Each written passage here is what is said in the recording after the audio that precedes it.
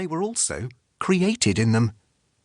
In America, coffee houses were hotbeds of dissent in the 18th century, argument and discontent hanging in the smoky air.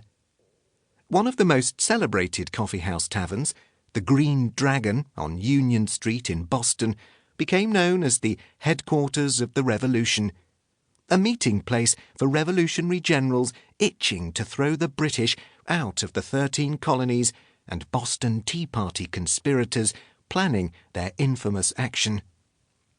Often, the different loyalties of the clientele of coffee houses spilled over into outright violence.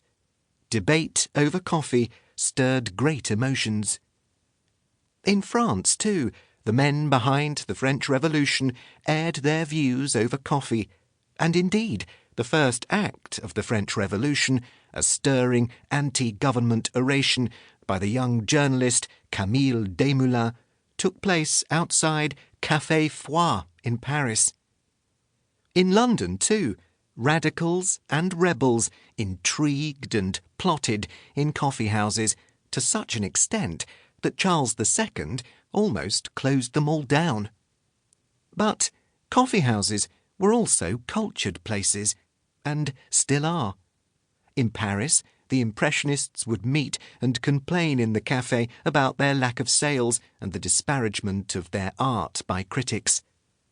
Writers, too, enjoyed the ambience of the coffee house and the bitter flavour of the dark drink. Coffee also has a dark history, of course, and the slavery and exploitation that made fortunes for far too many can and should never be forgotten. The drink we have today is the result of a huge amount of suffering and loss of life. Wives were separated from husbands, and children were ripped from the arms of their mothers in pursuit of the great wealth that coffee could bring. The fact that such exploitation still exists in parts of the world is reason enough for people to start questioning where their coffee comes from, as many who are eager participants in coffee's third wave do. A Short History of Coffee investigates the legends and myths, the places and the interesting and often eccentric characters who have helped to make coffee a staple of our daily lives.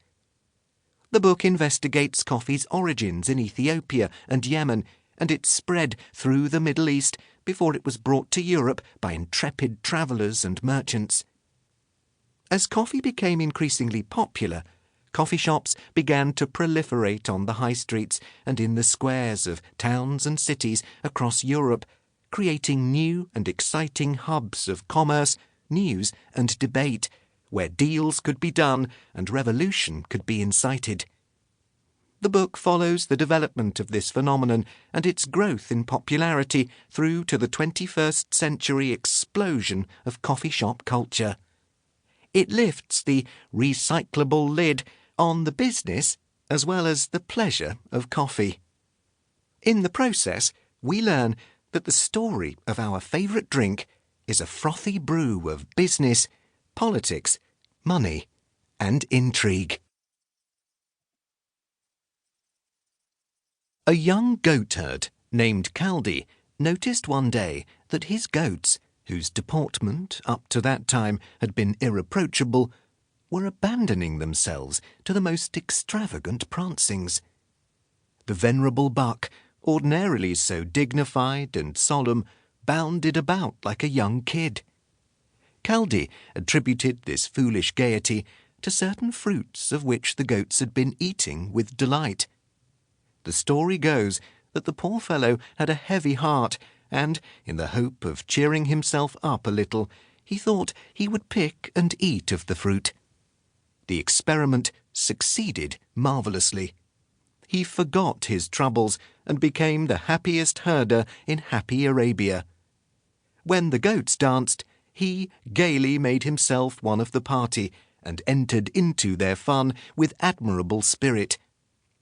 One day, a monk chanced to pass by and stopped in surprise to find a ball going on.